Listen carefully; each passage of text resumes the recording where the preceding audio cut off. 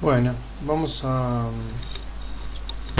terminar de darle el último modelo de fuerza que no llegamos a mencionar en el último video, que era la fuerza del resorte y la fuerza de gravitación universal.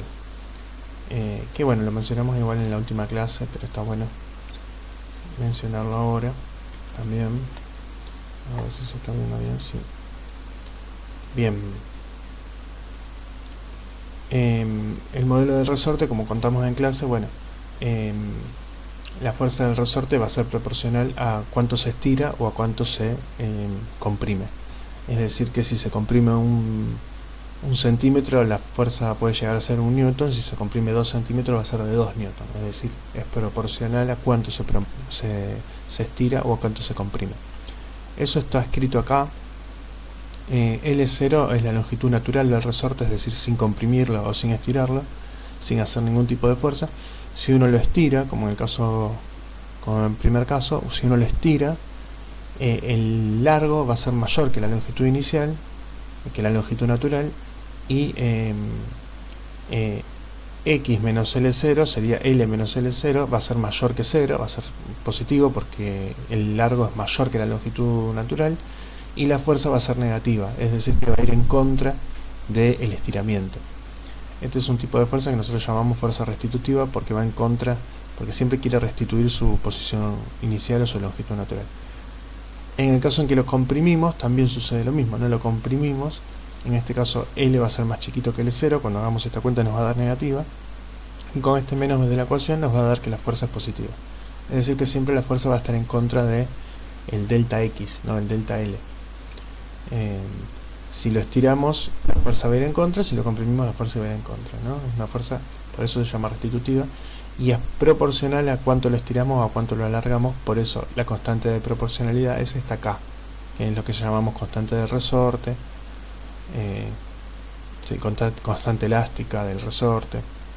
Bien, esta fuerza tiene que estar en newton, por lo tanto esta constante tiene que estar en newton sobre metro, para que al multiplicarlo por una longitud en metro me dé en newton, ¿sí? Bien, un ejemplo sería el funcionamiento de una balanza, en el cual nosotros vemos un resorte sin carga, marca el 0, por ejemplo, marca el 0, ¿no? Nosotros ponemos el resorte sin carga, le ponemos una flechita acá y ponemos 0. Y después colocamos una masa conocida, y una vez que colocamos una masa conocida, esperemos a que llegue el equilibrio, y en el equilibrio la fuerza elástica tiene que ser igual en módulo que la fuerza peso, ¿no? Acá está este menos porque como está con vector, estoy diciendo que bueno, si una va para arriba, que es la fuerza elástica, el peso va a tener que ir para abajo, pero en módulo tienen que ser iguales. Y en este caso lo que significa es que la fuerza elástica K por el estiramiento me tiene que dar el peso, es decir que el estiramiento es una medida del peso que yo coloco. Entonces supongamos que colocamos una masa de 1 kilo y se estira, y ahí anotamos 1 kilo y usamos esa escala, ¿no? 2 kilos, 3 kilos, y lo que obtenemos es una balanza, ¿no? Una balanza que, o podemos calcular el K, conociendo que esto es 1 kilo, podemos calcular el peso, 1 kilo por 9,8 metros sobre segundo al cuadrado, y vemos cuánto se deforma, no sé cuánto se estira, 4 centímetros, le pasamos dividiendo y conocemos el K. Y una vez que conocemos el K, podemos calcular para otras masas, cuánto se estiraría para otras masas, y ahí vamos colocando y armando la balanza, es decir, un instrumento que según la masa que le cuelgo me dice qué peso tiene, ¿no? Es el funcionamiento de una balanza, es decir, estamos aprovechando que conocemos el modelo de la fuerza elástica para construir una balanza.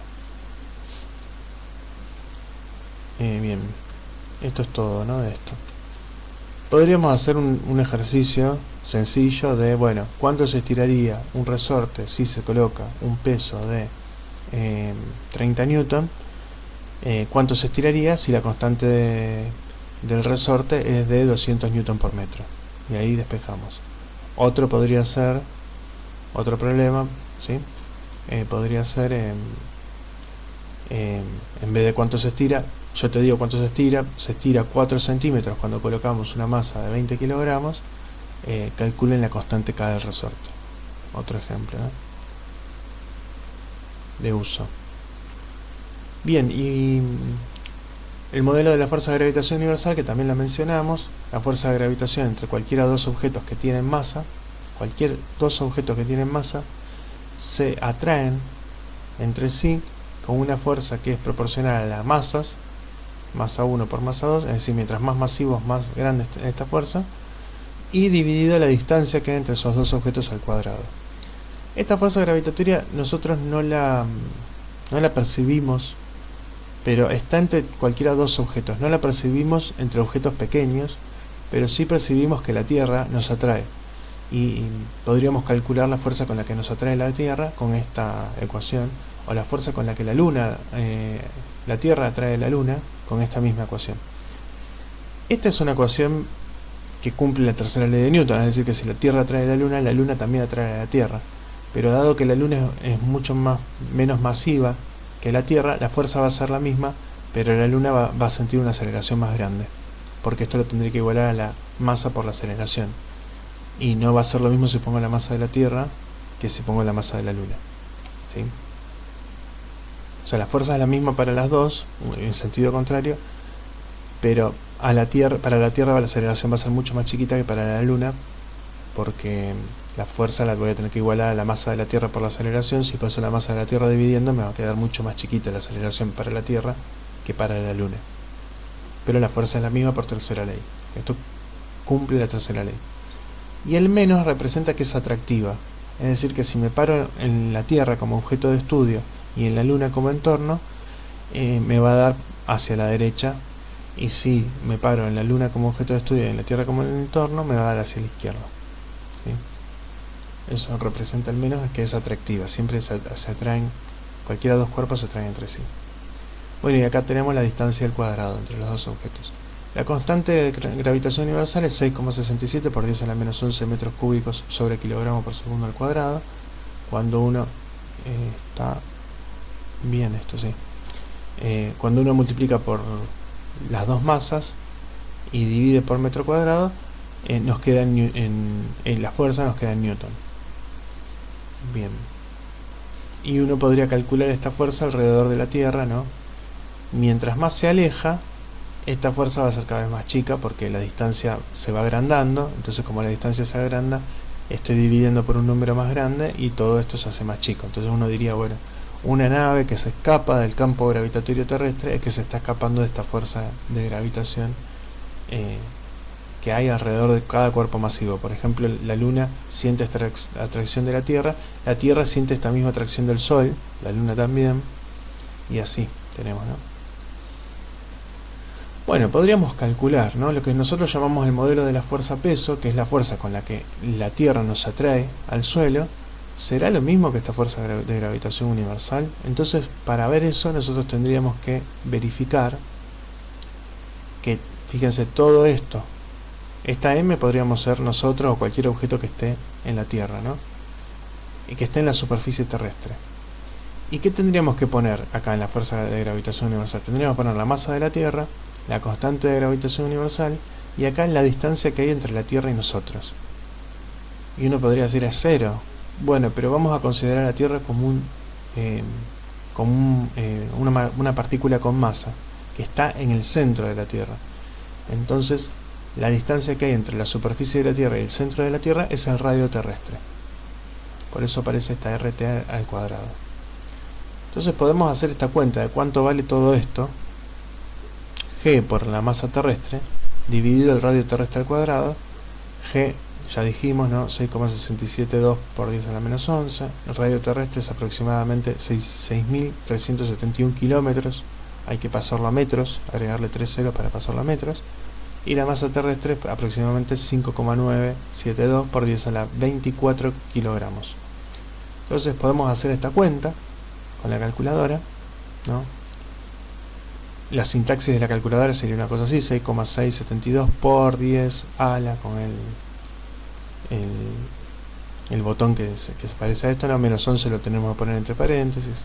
Haciendo esta cuenta podríamos calcular si efectivamente nos da 9,8, que es lo que nos tiene que dar, que es esta G que está acá, ¿sí? Lo que estamos diciendo es que la fuerza, lo que nosotros llamamos modelo de fuerza-peso, es la fuerza de gravitación universal, pero sobre la superficie terrestre. Si nosotros nos fuéramos mucho más lejos de la superficie terrestre, esto va a cambiar. Esta R va a ser más grande y la constante G va a ser cada vez más chiquita.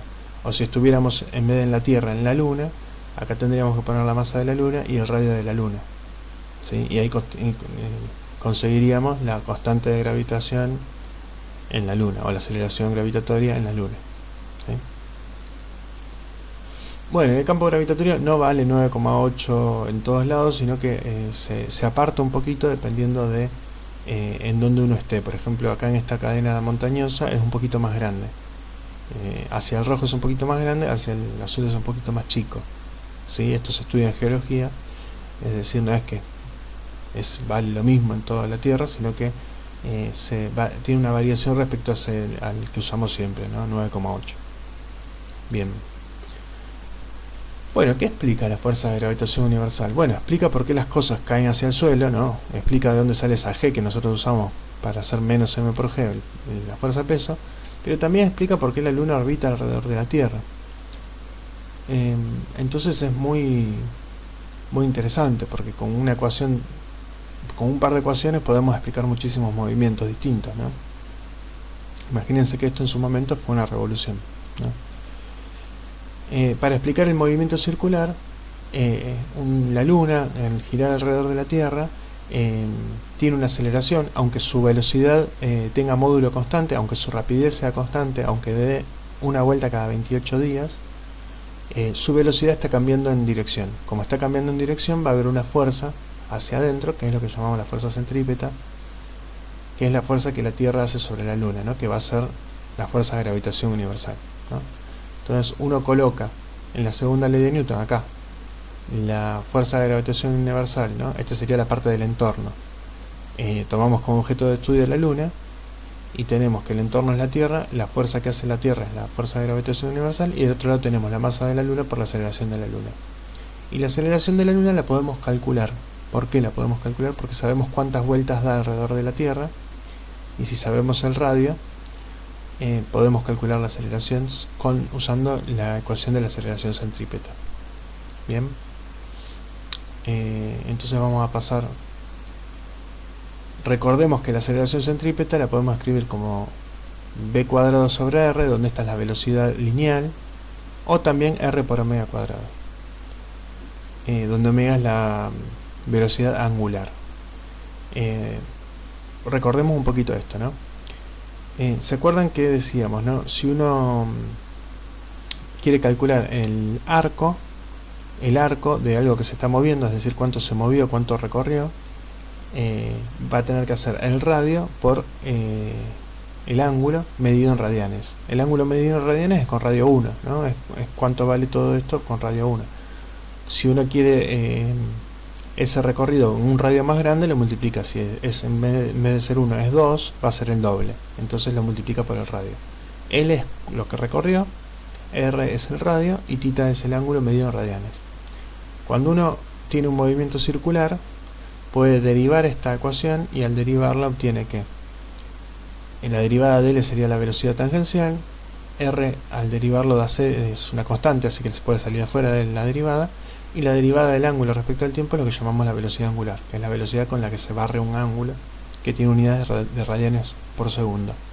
Entonces ahí está esta ecuación entre lo que se llama la velocidad tangencial y la velocidad angular. Esta velocidad angular podría ser en una calecita, está relacionada con cuántas vueltas da por segundo, por ejemplo. O con la Luna, cuántas vueltas, cuánto tarda en dar una vuelta, puede ser, ¿sí? O cuántas vueltas da por mes, ¿no? O por año.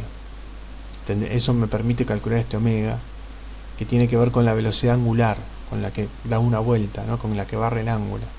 Y cuando lo multiplico por R me da la velocidad tangencial, o la velocidad en metros por segundo. Esta velocidad tiene unidad de metro por segundo, el radio en metros, y bueno, y omega 1 sobre segundo, porque el radian no se coloca, ¿no? Bien. Entonces con esta ecuación podemos describir a la aceleración centrípeta de esta manera o de esta manera. A veces nos va a convenir más esta y a veces nos va a convenir más esta, pero es la misma expresión. Bien. Acá tenemos un ejemplo en el que tenemos una fuerza, tensión, ¿no?, que hace la cuerda para mantener un movimiento circular, y la fuerza que hay que hacer va a ser la masa por la aceleración centrípeta. ¿Sí? Este es el ejemplo, ¿no? Bueno, si la velocidad angular es constante, vamos a tener una ecuación para el ángulo que es muy parecida a lo que teníamos en MRU, ¿no? El ángulo es un ángulo inicial más la velocidad angular por el tiempo. Nada más que en vez de tener x es igual a x0 más b por t, tenemos ángulo. O sea, esto sería todo en radianes. Bien, creo que esto ya lo dijimos.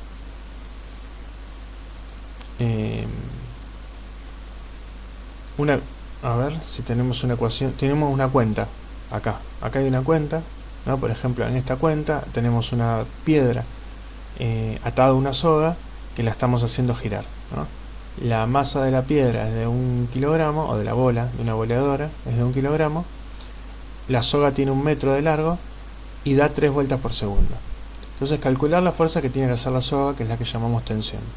Bien, entonces vamos a hacer la segunda ley de Newton, sumatoria de fuerzas igual a masa por aceleración. La única fuerza presente es la tensión. Vamos a despreciar la fuerza peso en este caso, porque podemos pensar que es muy chiquita con respecto a la tensión. Entonces tenemos que la tensión es igual a la masa por la aceleración centrípeta.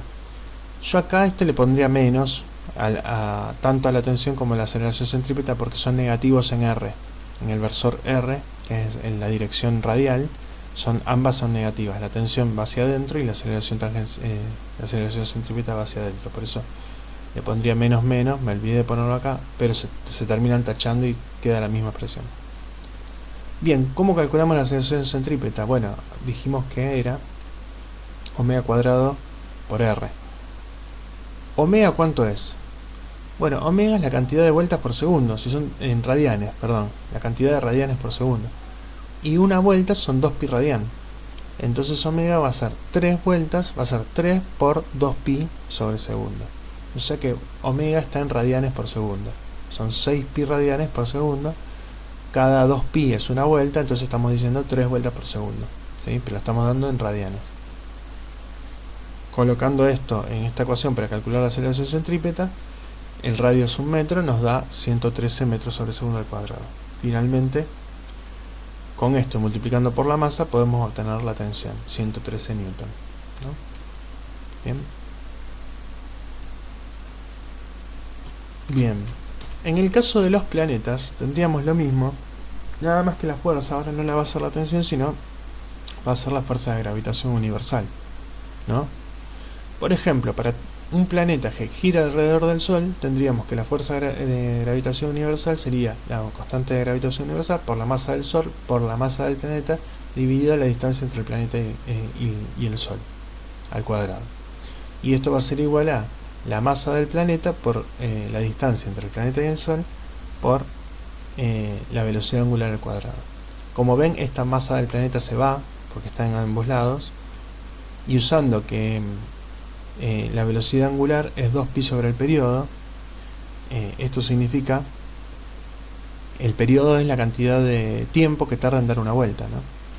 Si el periodo es 1 segundo, la velocidad angular va a ser 2 pi sobre segundo, es decir, una vuelta por segundo, porque como están radianes, 2 pi es una vuelta. Si el periodo fuera 2 segundos, estoy diciendo que tardo 2 segundos en dar una vuelta. Entonces cuando uno calcula omega le da pi por segundo, que significa media vuelta por segundo, y así, ¿no? Ahí es la relación entre el periodo y omega. El periodo sería cuánto tarda en dar una vuelta, este t es cuánto tarda en dar una vuelta. Entonces, algo interesante es que Kepler, antes de conocer las ecuaciones de Newton, porque tiene alrededor de 90 años antes, ¿no?, de su vida y su desarrollo del de Newton, se da cuenta que los planetas hay una relación entre los planetas, entre el periodo, que él tenía muy buenas observaciones, ¿no? Entonces calculaban el periodo, cuánto tardaba un planeta en volver al mismo lugar, ¿no?, el periodo que tardaba en dar una vuelta, y la distancia entre ese planeta y el Sol, ¿no?, y para los distintos planetas. Y este valor le daba que sería, según la segunda ley de Newton, sería todo esto que está acá, le daba constante, le daba lo mismo para todos los planetas. Acá es como si esta constante fuera 1, ¿no? Si fuera 1 esa constante, le da para Mercurio 0,999, para Venus 1,0001, para la Tierra 1. ¿Qué es lo que...? Bueno, acá está el periodo en años. ¿Cuántos años tarda un año? Bueno, el año lo definimos como 1 para la Tierra, que es el periodo en el que tarda en dar la vuelta a la Tierra. Bueno, Marte tarda 1,8, es decir, un poquito más, casi 2 años. Júpiter tarda 11 años, casi 12, en dar una vuelta, y así. Utilizando este periodo podemos calcular omega. Utilizando omega podemos calcular podemos usar directamente el periodo y la distancia del radio orbital. Y Kepler esta ley la encuentra haciendo observación, y Newton la logra explicar a partir de la segunda ley y a partir de la fuerza de gravitación universal. Por eso fue una revolución en su momento, ¿no? Una revolución que fue gracias a los desarrollos de Kepler, de Galileo, de Copérnico, y Newton logra sintetizar en sus 3 ecuaciones de Newton, ¿no? Las 3 leyes y la fuerza de gravitación universal. Logra explicar este tipo de movimientos circulares y logra explicar también las órbitas elípticas, que no las vamos a ver porque es un poquito más compleja la matemática, pero es la misma, o sea, teóricamente es lo mismo. Nada más que en el caso de las órbitas elípticas el radio puede cambiar, no es un movimiento circular, el radio puede cambiar, pero es similar. ¿Por qué decimos esto de las órbitas elípticas? Porque bueno, Kepler fue uno de los primeros en decir, bueno, las órbitas de los planetas no son circulares, son elípticas. Así que bueno, eso es lo que quedaba de la clase 5, y bueno, y en breve le vamos a subir la clase 6. Así que cualquier cosa nos consultan en clase.